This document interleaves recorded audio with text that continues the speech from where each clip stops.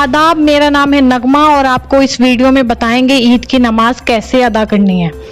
देश में लॉकडाउन 4 के चलते इस बार ईद उल फित्र का त्यौहार सादगी से मनाया जाएगा। ईद चांद दिखने पर 24 या 25 मई को मनाई जाएगी। ईद की नमाज कहां और कैसे अदा करें, इसको लेकर देवबंद दारुल उलूम ने फतवा जारी किया है, जिसमें नमाज पढ़ने का मुकम्मल तरीका बताया गया है। तो आइए जानते हैं फतवे में क्या कहा गया है। ईद उल फित्र की नमाज हर मुसलमान पर वाजिब है और इसके लिए भी वही शर्त है जो जुमे की नमाज के लिए है। जुमे की तरह ही ईद की नमाज में भी शासन ने मस्जिदों में 5 लोगों से ज्यादा नमाज पढ़ने की इजाजत नहीं दी है।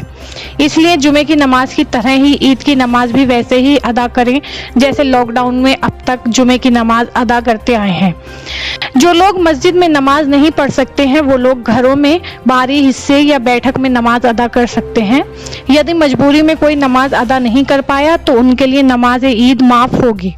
इस वक्त हमारे साथ लाइन पर मुफ्ती तैयब अहमद कासमी जुड़ चुके हैं, जो आपको बताएंगे ईद की नमाज घर पर कैसे अदा करें। तो आइए सुनते हैं। जिस तरह से अब तक जुमे की नमाज हुई है, यानी इमाम के अलावा कम से कम 3 लोग हों, इसी तरह से ईद की नमाज में भी इमाम के अलावा कम से कम 3 लोग हों, उससे कम ना हो, उससे ऊपर हो जाएं 4, 5 तक भी गवर्नमेंट की तरफ से गुंजाइश है, तो इतने तक भी काम कर सकते हैं। दूसरी बात, जिस तरह से जुमे की नमाज घर के बैठक, बाहरी कमरा वहाँ पर हो सकती है, इसी तरह से ईद की नमाज भी मस्जिद के अलावा घर की बैठक या बाहरी कमरे में हो सकती है। उसमें भी 5-5 हज़रात का ख्याल रखते हुए बैठकों में या बाहरी कमरों के अंदर 5-5 लोगों के ख्याल से ही ईद उल फितर की नमाज अदा की जाएगी इंशाअल्लाह। और ईद उल फितर की नमाज का वक्त जो शुरू होता है वो इशराक के वक्त से शुरू हो जाएगा और ज़वाल के वक्त तक रहेगा, यानी ज़वाल का वक्त शुरू होते ही ईद उल फितर की नमाज का वक्त का इख्तिताम होगा, ख़त्म होगा। और एक अहम और ज़रूरी बात ये कि जिस तरह से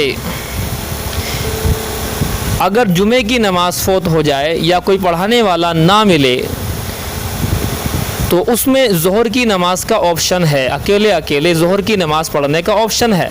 मगर ईद उल फितर की नमाज में एक दूसरा ऑप्शन है कि अगर किसी वजह से या बैठक नहीं है या बाहरी कमरा नहीं है या इमाम नहीं है या पढ़ा नहीं सकते, कोई भी इस तरह का उज़्र हो, तो उसमें वो हज़रात लगभग 8 से 9 बजे के लगभग ज़वाल से पहले पहले 4 रकात नमाज चाश्त की अदा की जाएगी। वो लोग चाश्त की नमाज 2-2 रकात करके पढ़ सकते हैं और इंशाअल्लाह उनको ईद की नमाज का सवाब जो भी मिलेगा इसी से मिल जाएगा। और एक आखिरी बात कि जिस तरह से जुमे की नमाज में खुतबा पहले होता है और वाजिब होता है, तो ईद उल फितर की नमाज में खुतबा नमाज के बाद होता है और वो सुन्नत होता है, वाजिब नहीं होता।